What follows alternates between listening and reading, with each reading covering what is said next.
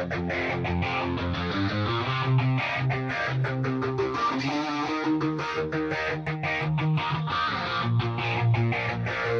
been trying to call. I've been on my own for long enough. Maybe you can show me how to love. Maybe I'm going through withdrawals. You don't even have to do too much. You can turn me on with just a touch, baby. I look around and since city's cold and empty, no one's around to judge me.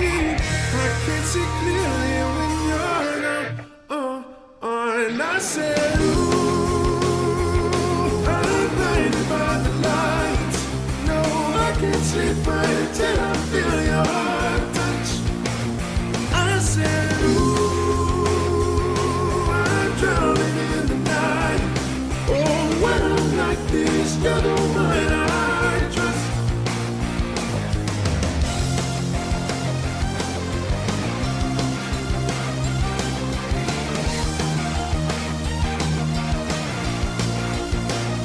I'm running out of time, 'cause I can see the sun light up the sky. So I hit the road in overdrive, baby. Hit the road in overdrive. The city's cold and empty. No one's around to judge me. I can't see clearly when you're gone. And I said, ooh, I'm blinded by the lights. No, I can't sleep until I feel your touch. I said,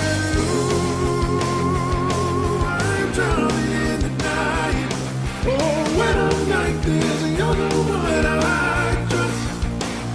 Now I'm coming back to let you know I can never say it on the phone, but whenever let it go this time.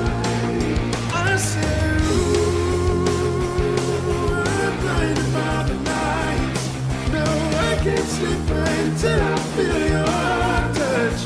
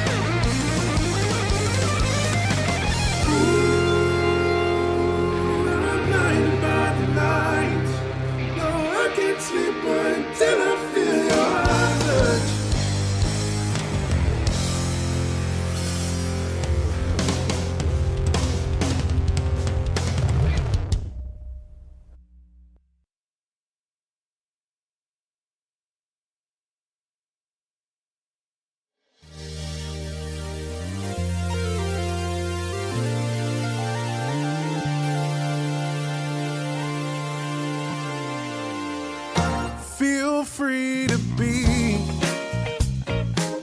whoever you want to be. Feel free to dance, feel free to sing, just feel free. Feels like the world is picking on ya. Feels like it's picking on me. What's going on, everybody? Welcome back to the Two Tone by God Pod. I'm your host, Brad Steele, as this great, wonderful, amazing 2023 NFL season rolls on for the Tennessee Titans. And what a season it has been so far. This Sunday, the 4-7 Tennessee Titans host their arch rival, one of their arch rivals, the Indianapolis Colts. Colts already beat us once this year. They will try to do it again. One thing you can say about this Titans team, they have not lost a home game yet. So if you want something to hang your hat on, the Titans are undefeated at Nissan Stadium. That could all change in 48 hours. But I am Brad Steele. This is the Two Tone Talk podcast. We're talking about Titans, Colts. This Sunday, the Colts are 6-5, probably better that people thought they would be at this point. And honestly, I believe if the playoffs started tomorrow, which they don't, but if the playoffs started tomorrow, the Colts would be the 7th seed right now in the AFC playoffs. So, wow. So probably overachieved so far, especially considering that Anthony Richardson has been out for most of the year. Jonathan Taylor's missed a lot of time. I think a lot of people would have been surprised to have the Colts at 6-5 and in strong contention for a wild card playoff spot at this point in the season, but here we are. The first time the Titans and the Colts played in Indianapolis, it was a putrid Tennessee Titans performance.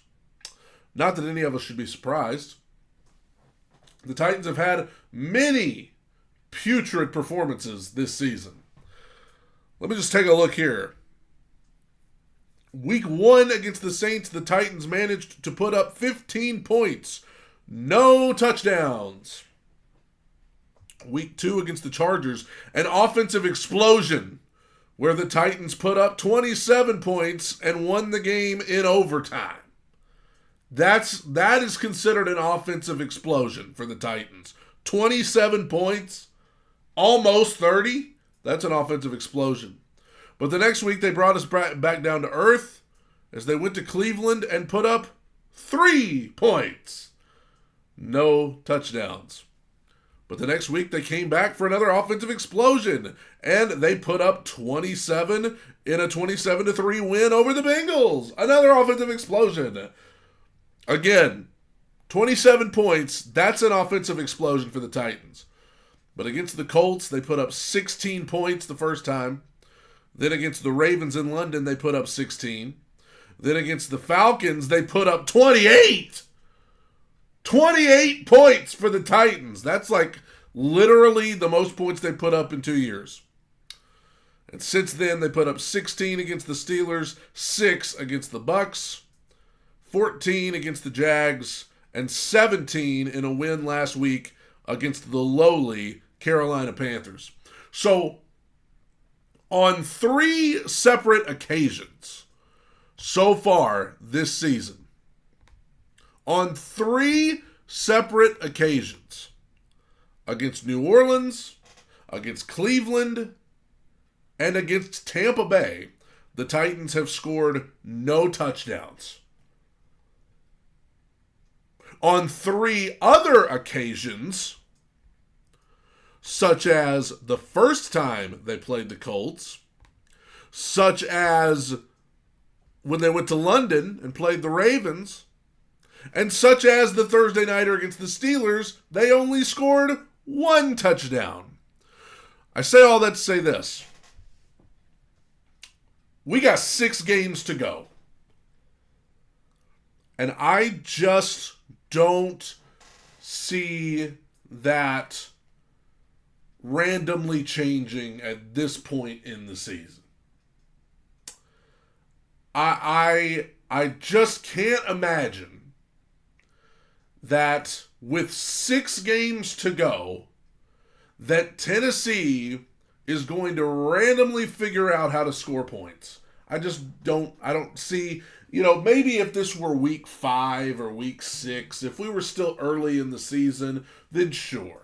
Things happen. We've seen it with the Broncos, how they turn their season around. We've seen it a little bit with the Packers and how they've turned their season around. Yes, when it's early, yeah, you can still figure it out. But we only got 6 games left.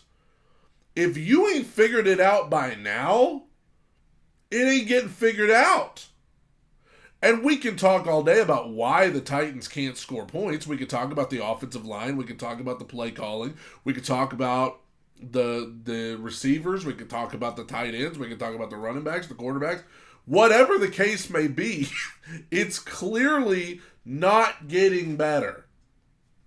They had a few flashes in some of these games they won against the Chargers, the Bengals, the Falcons. They had a few flashes where they showed potential, but overall, more times than not, you are getting a team who has a hard time scoring points. And lest we forget, That's the entire point of the game, is to score. You can have stats galore. You can have more tackles than the other team. You can have more yards. You can have less penalties, which the Titans seldomly ever do. You can have all of that stuff, but at the end of the day, all that matters is who has more points. And there's a reason why the Titans keep finding themselves on the wrong side of that equation, where they keep having less points than the other team. And it's because they can't figure out how to score points, because they can't figure out how to score touchdowns. I mean, it's hard to win in the NFL in 2023 when you're consistently topping out at 16, 17 points. Maybe you get into the 20s sometimes. But the Titans have not made it to the 20s since they played the Falcons. So, I say all of that to say, because Chandler McCauley in the chat said, what if it all comes down to week 18 in Nashville against the Jaguars? What if? Chandler, I appreciate your optimism. I just quite frankly think that's not going to happen at all. For that to happen, for it to come down to week 18 in Nashville for the AFC South, you would need the Titans to win all of their games. And that might be possible if they were playing the Panthers every week. Maybe. Maybe if their schedule were the Panthers, the Cardinals, the Patriots, maybe if that was their, schedule, you might make a case. But considering the fact that Indianapolis is probably their most winnable game left, because Miami's going to be nearly impossible. Playing Houston twice would, that doesn't look, I feel like CJ Stroud's just going to eat this defense alive. Playing Seattle at home, if Seattle played like they did against Dallas last night, they're going to kill the Titans. And then you got to play the Jaguars again. So for that to happen, first of all, the Titans would have to run the table. They would have to beat Indianapolis, beat Miami, beat Houston, beat Seattle, and then beat Houston again. They would have to win 5 games in a row. 6 if you count the win over Carolina. And judging by what I've seen by this team, with only 6 games to go, I don't see any way that happens. Is the secondary going to suddenly cover better with 6 games to go? And it sounds like I'm getting mad at Chandler. I'm not at all getting mad at Chandler, because I have played out this exact same scenario in my head this week. What would have to happen? What would have to happen for the Titans and Jags to actually be for it all in week 18? Because that's pretty much what happened last year. The Titans fell apart. The Jags ran the table, and you saw what happened. What would have to happen for that to happen this year? I've asked myself that. I'm not faulting Chandler. But let me tell you something. I have to be realistic. With 6 games to go this late in the season, I can't talk myself into the fact that the Titans are randomly going to start covering better downfield. I can't talk myself into the fact that Christian Fulton's going to stop getting penalized. I can't talk myself into the fact that Elijah Molden's going to be a suitable replacement for Kevin Byard. I can't talk myself into the fact that our inside linebackers are going to be better at stopping the run. I can't talk myself into the fact that we're going to have a wide receiver consistently step up outside of DeAndre Hopkins. I can't talk myself into the fact that our offensive line is randomly going to block. Maybe if this were week 5, maybe if this were week 6, but we're getting down to the nitty gritty. But even if the Titans randomly got hot and ran the table and won their next 5 games, you would still need the Jaguars to lose 3 of their next 5. You would need the Jags to lose 3 of their next 5. And a few weeks ago, that was not too terribly unlikely. Excuse me. Got the hiccups. A few weeks ago, that wasn't too terribly unlikely that Jacksonville would lose 3 of their next 5, because their next 3 games, Cincinnati, Cleveland, Baltimore. Okay, that's tough. But now it's the Bengals without Joe Burrow. It's the Browns without Deshaun Watson. And I'm sorry, I think the Jags will probably come out of this 3-game stretch 2-1. At worst, 1-2. You know, but even then, that's enough to put away the Titans, because their 2 games after that are against Tampa Bay and Carolina. They ain't losing to them. That honestly, how did the Titans get killed by the Tampa Bay Buccaneers? Like, how does that happen? This Tampa Bay team is not good, and they beat Tennessee 20-6. How? How does that happen? It happens because the Titans aren't good. This past Sunday, they played one of the only teams in the league worse than them. And they weren't worse by too much. They were worse, like the Titans were 1 touchdown better than the worst team in football. So I'm trying to be optimistic, because I'm not just looking at the division. I'm looking at the wild card race. And I'm telling you guys, there's 3 wild card teams in the AFC, and I've been looking at this. Pittsburgh's going to be one of them. Here's the problem. Even in the wild card race, Tennessee is 3 games behind Pittsburgh and Cleveland. And they're really 4 games behind them, because they lost to Cleveland and Pittsburgh head-to-head. So Cleveland and Pittsburgh would own the tiebreaker. So you need the Steelers and the Browns to really fall apart from here on. That's not going to happen. So that leaves 1 spot left.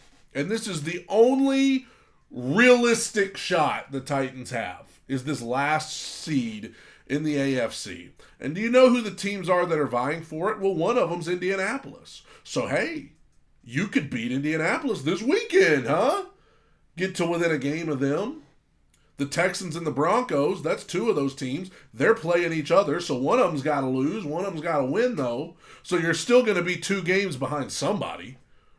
The Bills, they're a half game ahead of you, but they're off this week. They're on a bye. You need just something miraculous, guys. You need something miraculous.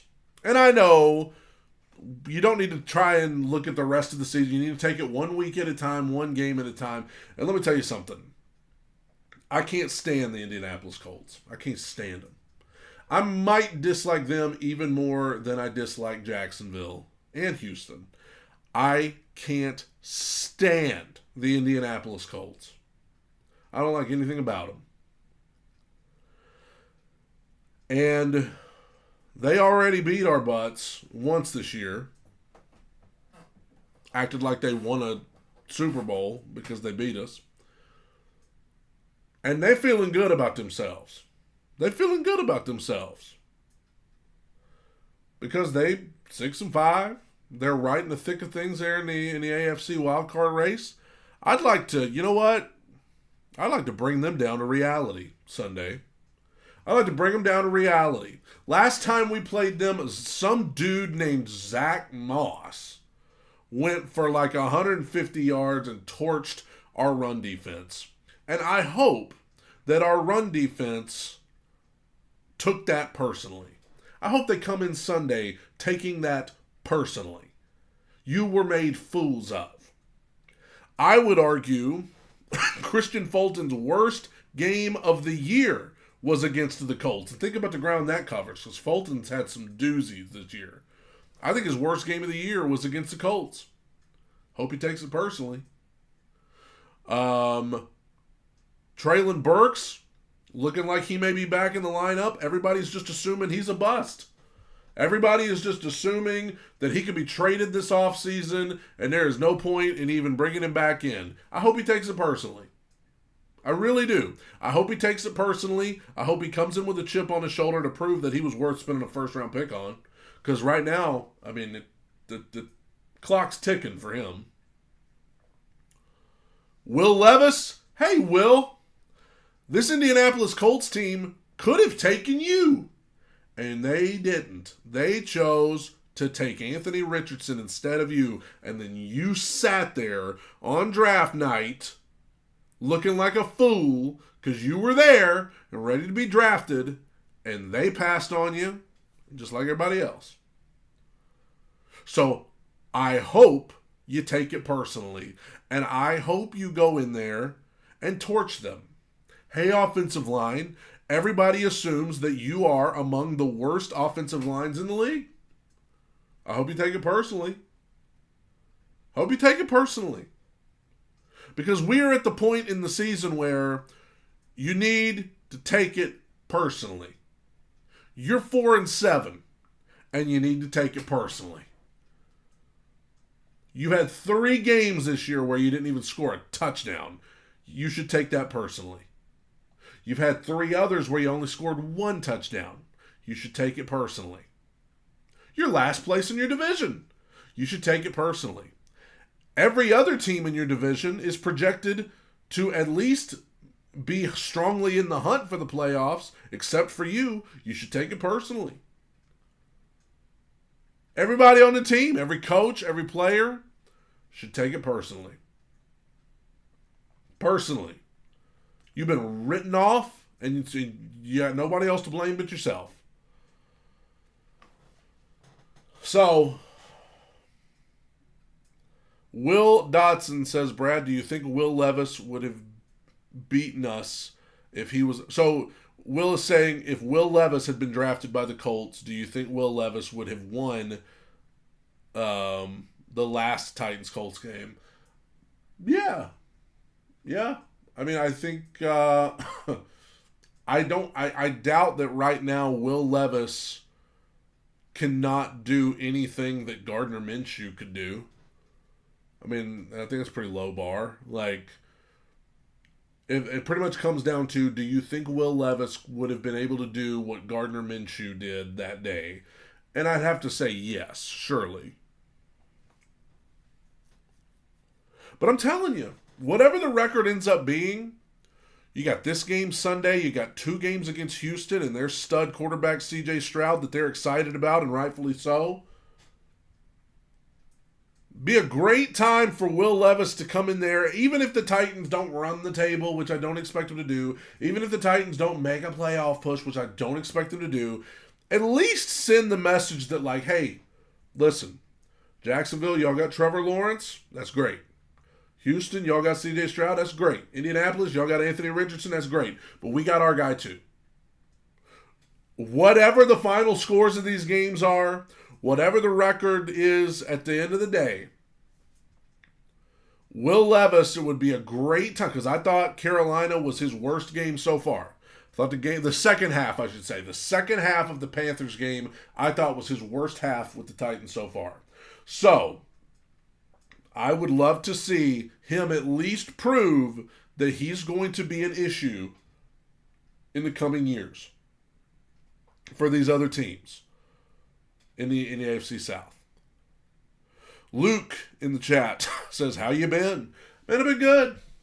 Been getting over a little sickness here. Got sick and then got better and then got sick again, and now I'm getting better again. So it's that time of year. And it's that time of day for the 32-1 Two-Tone Talk Power Rankings. Again, this is not just based on records. This is not just based on, my personal bias. No, this is just how I see the NFL right now. 32-1, let's go. Bottom 3, I think you will see some familiar teams down here. The Panthers at 32, just like last week. The Patriots at 31, just like last week. And the Washington Commanders at number 30, just like last week. That is the bottom 3 for the second week in a row. Watching Carolina up close and personal for 4 quarters last week proved to me they are horrible. The Patriots look like, if the Patriots and Panthers played each other, I don't even know what would happen. And then the Washington Commanders have completely fallen apart, and I would expect them to be getting ready to clean house. Let's move into the 20s.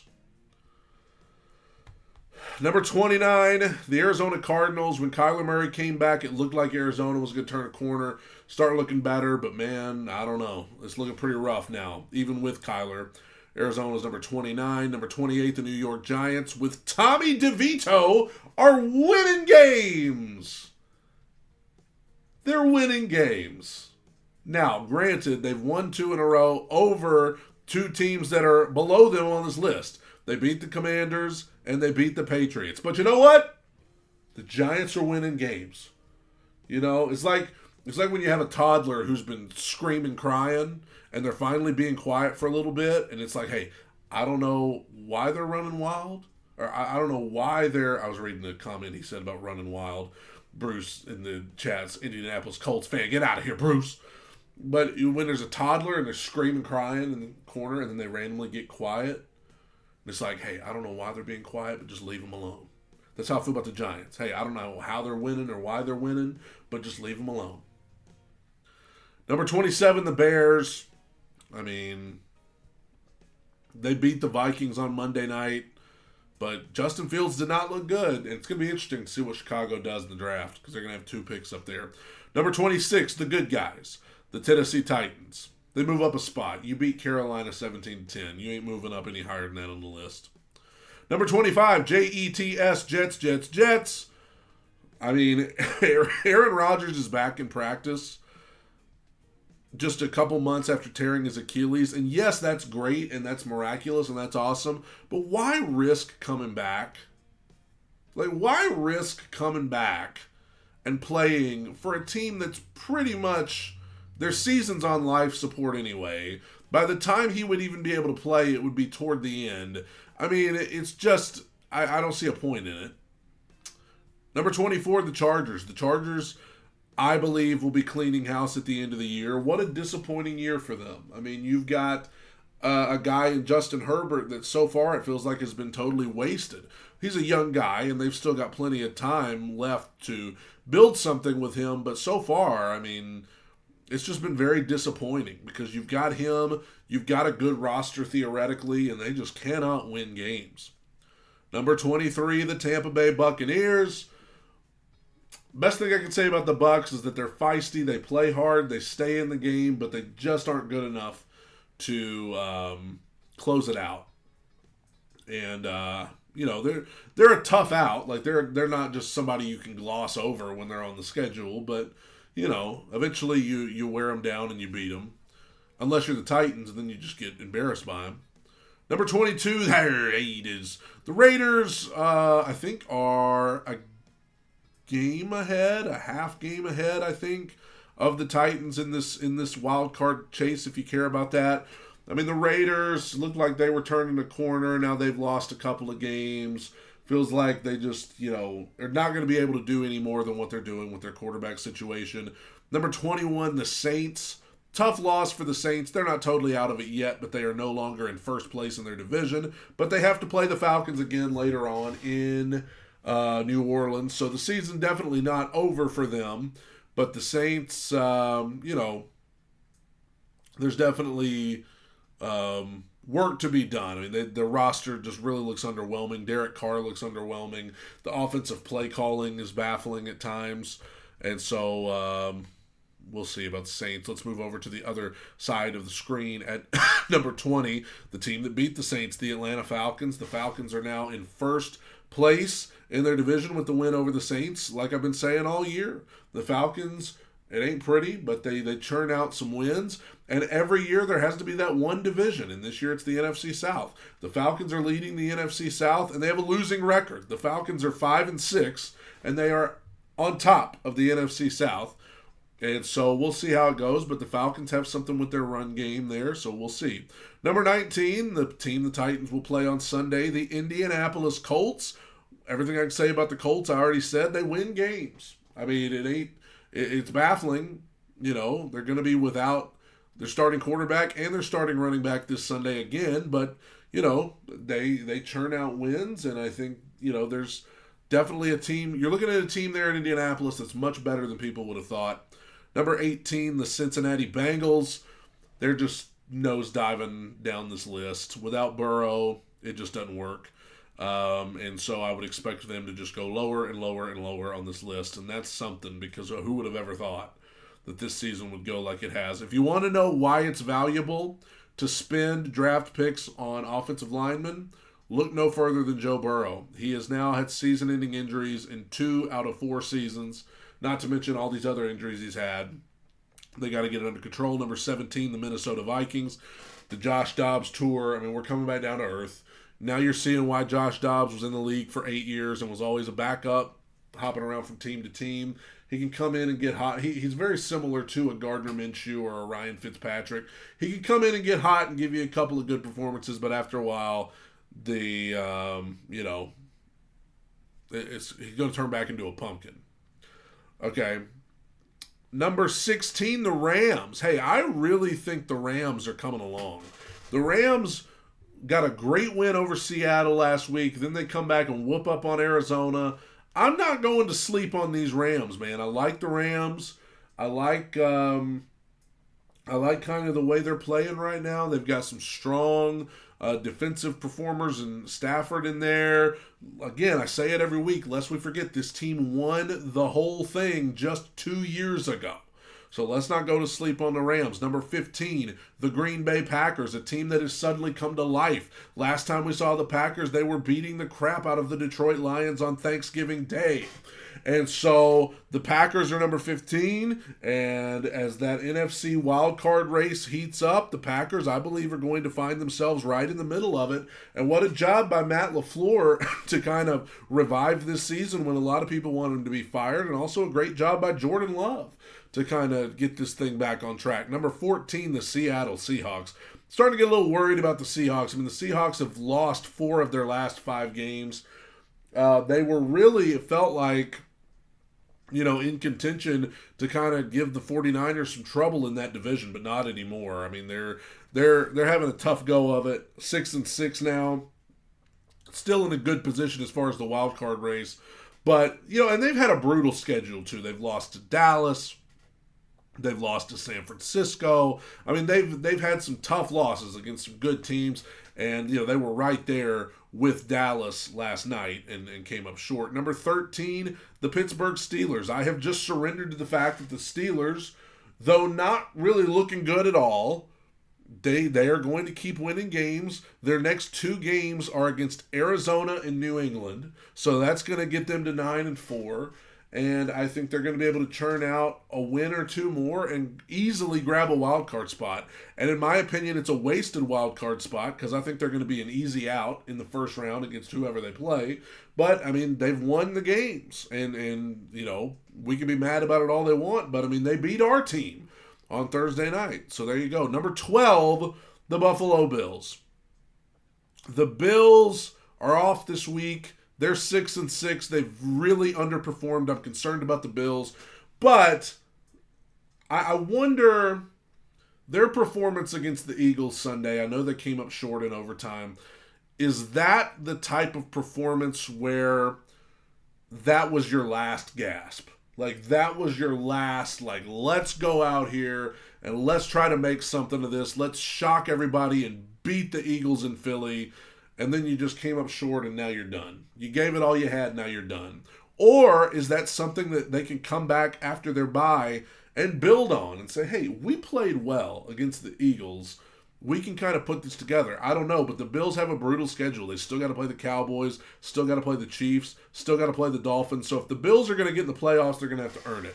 Number 11, the Houston Texans. The Texans fall out of the top 10. I'm not going to drop them too far just because they were within. I mean, if the field goal at the end had been 2 yards closer, they would have gone to overtime with the Jags, and who knows what would have happened then. But the Texans are number 11.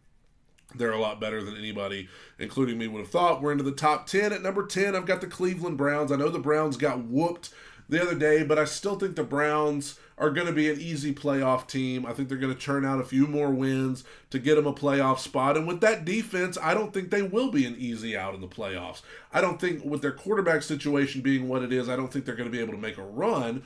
But I think with that defense and the way they play games, I think the Browns will be a much tougher out in the playoffs than the Steelers.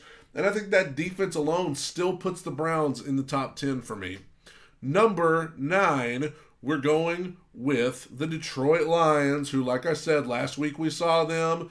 They were getting their butts kicked on Thanksgiving Day. I still think the Lions are going to win that division. They're still 2 to 3 games ahead of everybody. I think the Lions are going to be fine, but I don't blame you if you're just putting the Lions on a tier below the Cowboys, the Niners, the Eagles. You're probably putting them on a tier below them because it's just, maybe it's just because it's Detroit and we've come to expect a certain thing from them, losing. But I just think when you get whooped like they did on Thanksgiving, it gives everybody some cause for concern. Now we're moving up the up the list to number 8. At number 8, give me the Denver Broncos. I would have never thought a few weeks ago the Broncos would be up here, but look at this, man. The Broncos continue to win, and not only do they continue to win, but they continue to beat good teams. They've beaten the Chiefs. They've beaten the Bills. They've beaten the Vikings, who were hot coming into that game. Now they've beaten the Browns. The Broncos are playing as well as anybody right now, and there's a huge game on Sunday with the AFC playoff implications between them and Houston. So that'll be one to watch. And I've got the Broncos at number 8. At number 7, how about the Miami Dolphins? I hate to drop the Dolphins a couple spots for winning large against the Jets, but I still have concerns about the Dolphins. They've yet to beat a team over 500. And to me, they're kind of like the Detroit Lions of the AFC. I just can't put them on the same tier as the Ravens or the Chiefs. I can't put them on that same tier because I just have doubts about Tua. I have doubts about whether they can beat good teams, and they're going to have an opportunity to prove it because they've still got to play. I think they got to play the Ravens at some point. They've got to play, I want to say the Niners, the Eagles, I don't know, somebody like that. The Cowboys, I know they have to play. So it'll be something to look out for. But Miami, they're good. I have my concerns. Number 6, the Jaguars got the win over Houston. Like I said, if the field goal had been 2 yards closer, I think they would have gone to overtime. But it wasn't. Jags, this was an impressive win for them. I can't stand the Jaguars, but this was an impressive win for them. A signature win, probably their most impressive win of the year. On the road at Houston. Best team in your division other than you. They had all the momentum. Jags came in and did what good teams do, and they won. Number 5, the Chiefs. Chiefs got back on track after their bye, beat the Raiders, and so the Chiefs are in prime position to maybe be the number 1 seed in the AFC again. And the Chiefs are, we'll see. We'll see. The Chiefs, I still think, are so mid at wide receiver that it's going to cost them once they get to the playoffs. Number 4, give me the Ravens. The Ravens beat the Chargers on Sunday night. I'm still concerned about the Ravens just because of Mark Andrews being hurt, and he's such a reliable target for them. But I think Lamar Jackson's just playing excellent football right now and got good receivers. Top 3 are all NFC. Number 3, I'll take the Dallas Cowboys. I think last night was a great win for them, and I'm telling you guys, I hate to say it because I can't stand the Cowboys. Dak Prescott should probably be the front runner for MVP right now. The way he's playing at such a high level. And the Cowboys, unfortunately, I believe have for now proven that they belong on the same tier in the NFC as the 2 teams I'm about to talk about. At number 2, I've got the 49ers. The 49ers who have come back after a 3-game losing streak. They had a bye, they came back, now they look awesome again. And then at number 1, of course, it's the A.J. Brown-led Eagles. We love the Eagles. And so the Eagles are number 1 on the list again. And boy, what a game coming up this Sunday. It is the 49ers versus the Eagles. That's going to be tasty. And I'm sure Dallas, after taking care of their business last night, they're just going to sit back and probably root for the 49ers, I would imagine. But there we go. That's the 32-1 power rankings for this week. And now it's time to pick some games for... You know what? I wanted to do this too. I don't know how many of you are interested in college football, but I wanted to make some picks because it's a big weekend in college football as well. The Pac-12 championship between Oregon and Washington. I believe that not only will Oregon win this game, I think that Bo Nix will prove that he should be the front runner for the Heisman Trophy. And I think that will be enough to probably put Oregon in the 14 playoffs. If you're into college football enough that you kind of like know what's going on, tell me who your top four, tell me who you think the top four will be in the playoffs in the comments section. I got Oregon beating Washington. Big 12 championship. I've got Texas beating Oklahoma State, which will put the committee in a unique position. Michigan and Iowa in the Big Ten championship. I would expect Michigan to win that game. Louisville and Florida State in the ACC championship. Florida State without their starting quarterback. But Louisville just lost to Kentucky last week. I'm going to hesitantly go with Florida State here. And if Florida State wins, I don't know how you keep them out. And then you've got the SEC championship, which is Georgia versus Alabama. I think Georgia is going to win. And I think it is going to create a top four of Georgia at 1, Michigan at 2, Florida State at 3, and I think it is going to come down to Oregon or Texas for spot 4, and I think they're going to give it to Oregon. Because Oregon would have beaten undefeated Washington. But the real monkey wrench is going to be if Alabama beats Georgia. That's going to throw a monkey wrench into everything for the committee. Because what do you do with Alabama then? What do you do with Georgia? Now let's go to the pros. For Sunday, the Chargers and the Patriots. I will not pick the Patriots to beat anybody. I am going with the Chargers to win this one. Cardinals, Steelers. I think this could be an interesting one if Kyler Murray is able to come in and play well. But at the end of the day, I'm going to go with the Steelers. But I'm tempted to make that my upset special. But I'll go with the Steelers over the Cardinals. Broncos, Texans. Whoever wins this game will probably be a lot of people's pick to get that 7 spot. I'm going to go with the Texans. It's in Houston. They're coming off of a loss. I feel like they're going to be a little more desperate. But the Broncos are rolling. But that makes me think the Broncos are due a loss. So I'm going with the Texans over the Broncos. Lions, Saints. I got to think Detroit is going to be eager to get things back on track after getting whooped by the Packers.